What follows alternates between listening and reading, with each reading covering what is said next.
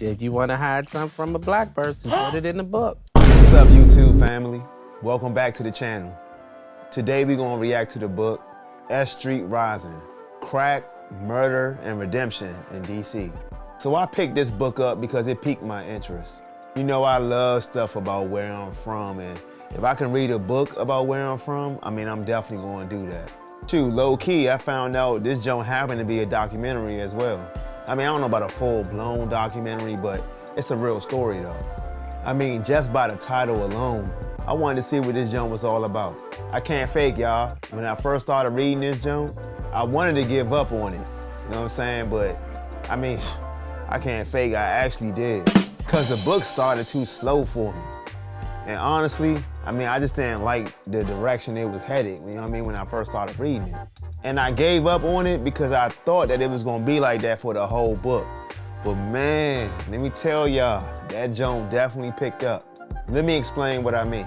So this book is about Ruben Castaneda, who was a journalist out in LA. I know what y'all thinking, cause you know what I mean, I talked about where I'm from, and y'all should know I'm from the DMV. You know what I'm saying? But let me let y'all know, he ended up moving down to DC or whatever. And when he came down here, he ended up working for the Washington Post.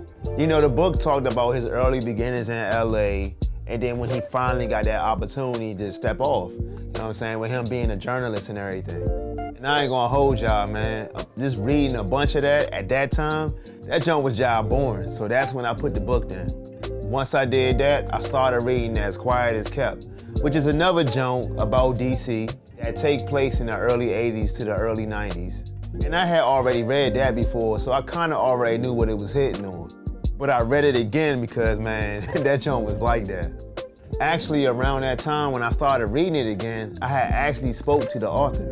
So that kind of put the battery in my back to start reading that joint again. You want to look out for that reaction because I'm probably going to do that joint. More than likely, I'm going to do that joint after I knock this one out. But after I started reading As Quiet As Kept, I started thinking, I was like, dang, you know, everything is real similar. You know what I'm saying? All right, I mean, I read this joint before. Well, let me go back to the S Street joint and get that joint another chance and everything. So I ended up getting back to the book. You know, I'm reading that joint. And you know, I stayed with it. It started to pick up for me, you know what I'm saying? Because at that time, homie done made the move down to DC. This was around the time the mayor for life, Marion Barry, was the mayor at that time, you know what I'm saying? So it was y'all wild. It was y'all wild around that time. So that's what kind of kept my interest. Around that time, DC was the murder capital. For all y'all out there who watching and have no idea who Marion Barry is, man, do your Googles, you know what I'm saying? And you can find out like how much he meant for DC. But not only just DC, the whole DMV. I'm talking PG County, probably Montgomery County, Northern VA. I mean, everything surrounding DC.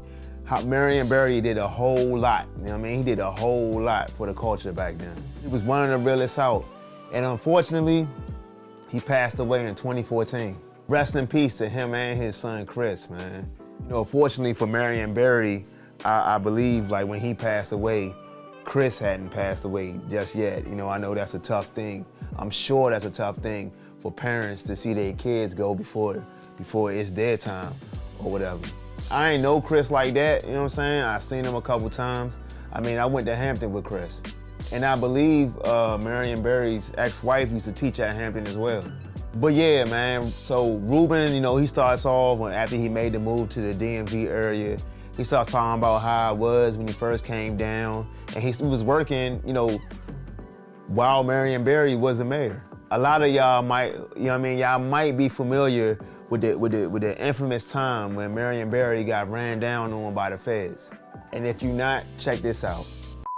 Mayor Barry has been arrested on drug charges. Mayor Barry was arrested last night at the Vista Hotel in downtown Washington. Mr. Mayor, I'd like you to put your hands on the wall. Please put your hands on the wall. I think everyone was taken aback by the arrest. We knew he had problems. We knew he wasn't as focused, but I think no one anticipated that. That was a shock. Obviously, a tough moment for him. But it was a tough time for the nation's capital. Later at trial, video would emerge of the FBI sting operation at the Vista. And of course, it was an unbelievable scene. The mayor there taking puffs off of a crack pipe at a hotel.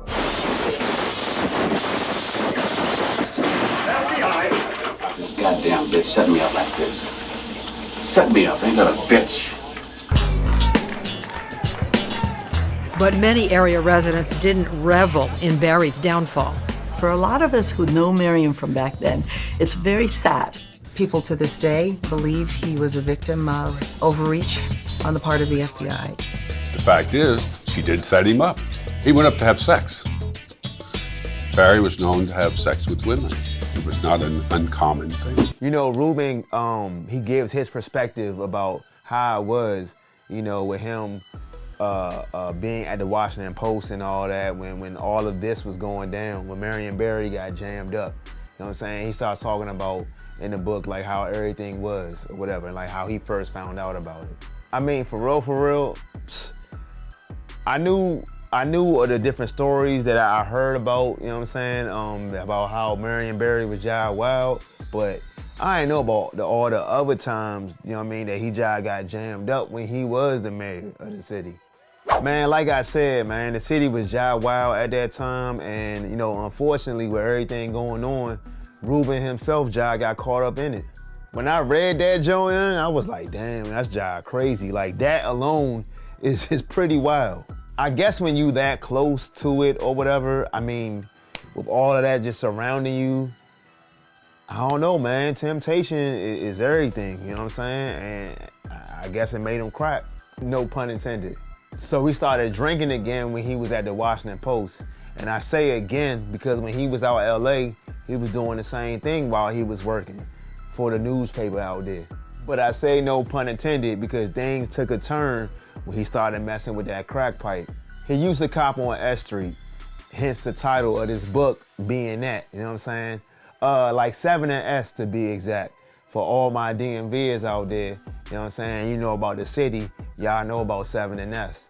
So when he used to cop with these Jones called strawberries. You know what I'm saying? It was basically chicks who was like, they was jive fiends for real. You know what I'm saying? And they would cop, they would do all that for him and all that. And they was the ones who really wanted that Jones. So, you know, you were around a young lady, you know what I mean? You want to see what's up.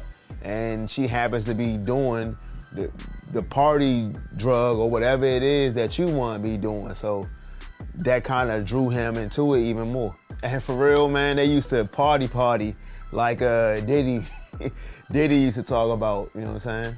But he had this one crazy story that he told, you know what I'm saying? Like he went to this one chick house because he was trying to get down, you know what I mean? He was trying to party. Basically, he was on 7 and S, you know what I mean? Went down to Section 8 Joan, ran down apartments or whatever, and he knocked on Shorty's door.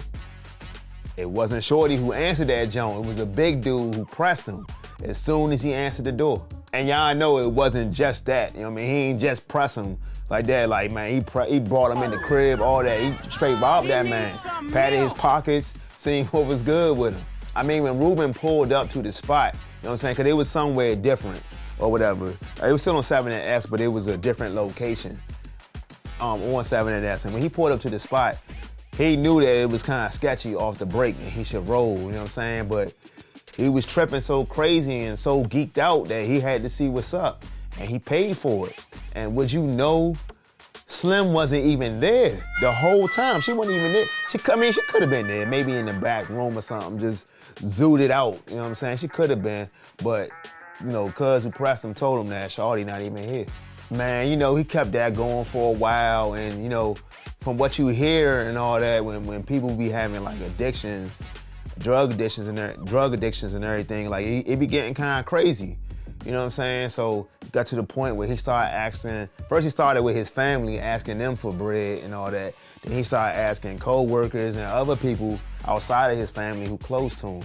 And then just like all the stories you hear about, you see it on TV and everything, when he kept asking for bread and doing all of that, he doing it a lot, people start to notice, like, what's going on with Slim? What's going on with homie? Like, and then something ain't right. He probably wasn't even looking the same or nothing.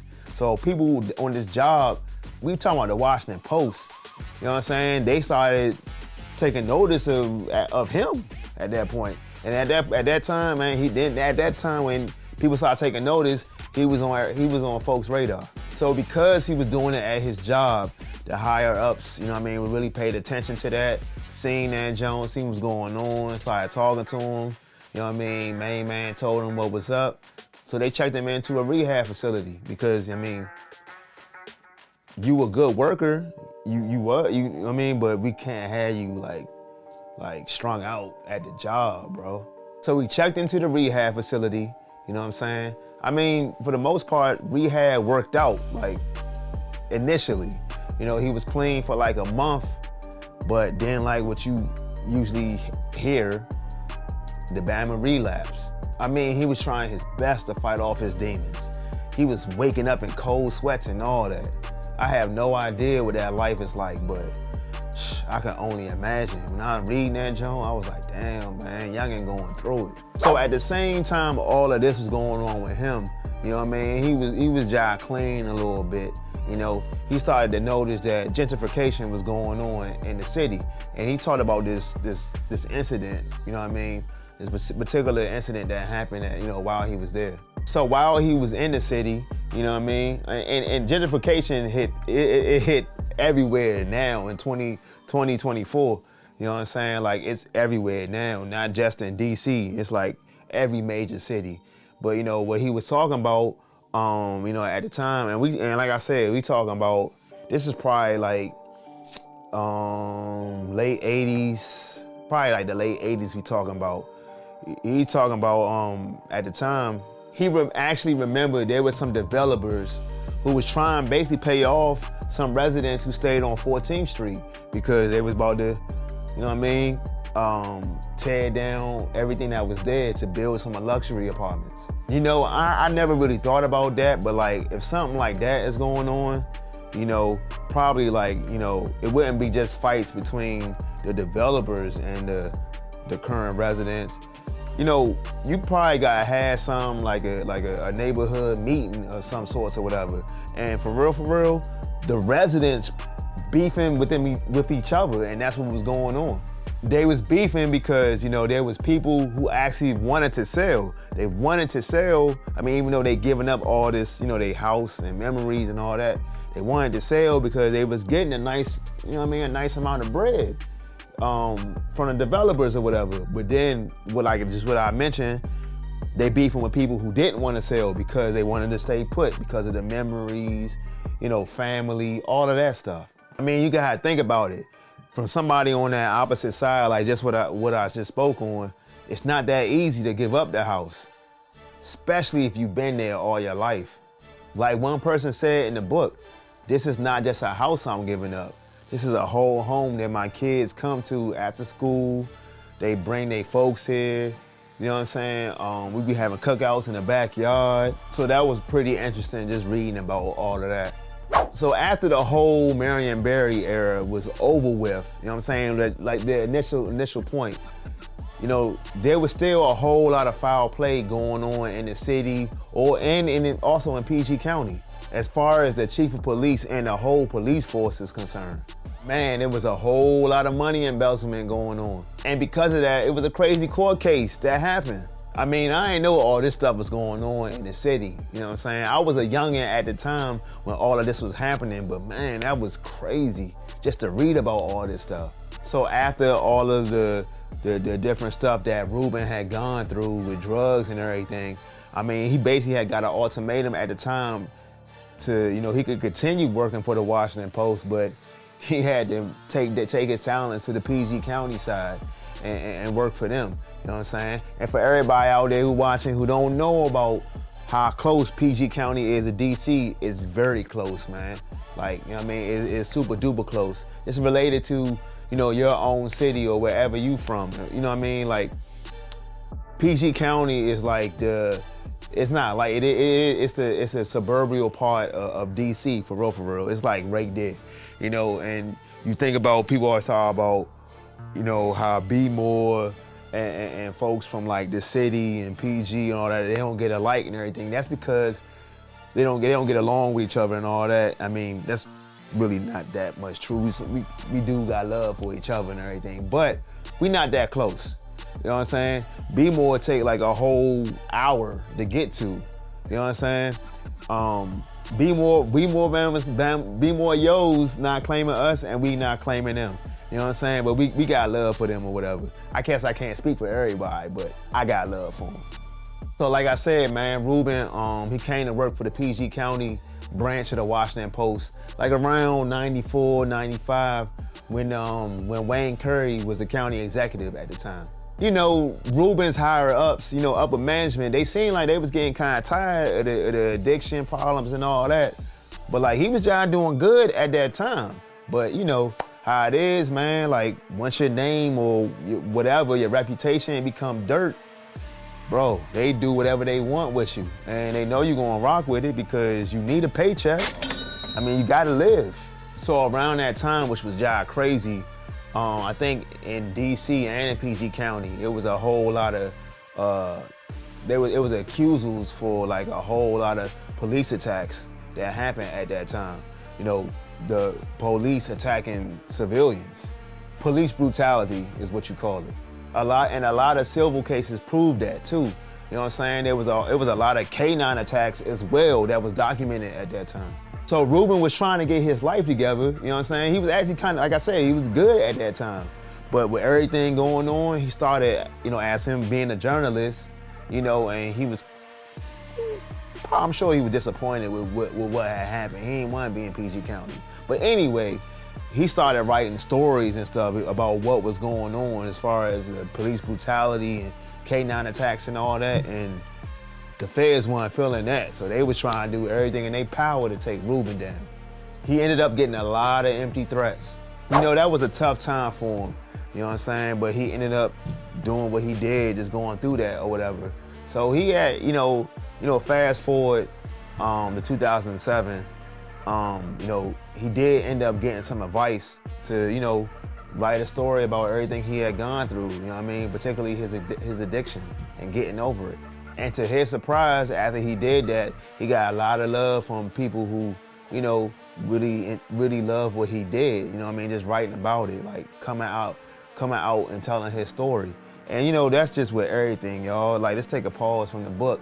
Like that alone, like, you know, when you as an individual, as a person can show your vulnerability, you know what I'm saying? And keep it real with everybody about different things, trials and tribulations you had gone through or whatever. I mean, you're going to be rewarded for that. You know what I'm saying? And in his case, he was rewarded with like all the love that was coming his way just by him telling his story and being transparent. So, you know, a lot of time had passed and he wanted to see like if he was really cured. So, you know, he randomly decided to go to the S Street to see what was up. I mean, it's the whole strip. You know what I'm saying? If I can walk this joint, be on this joint, and not have no, I don't know about flashbacks, but maybe flashbacks or feelings of at least trying to do something, then I know everything is worked and I'm off that now.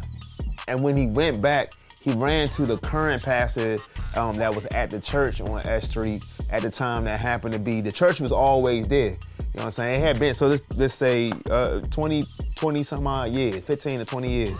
The church had always been there. But you know, everything, you know, other stores right next to it had changed and everything. But you know, he back on the block where he used to cop at.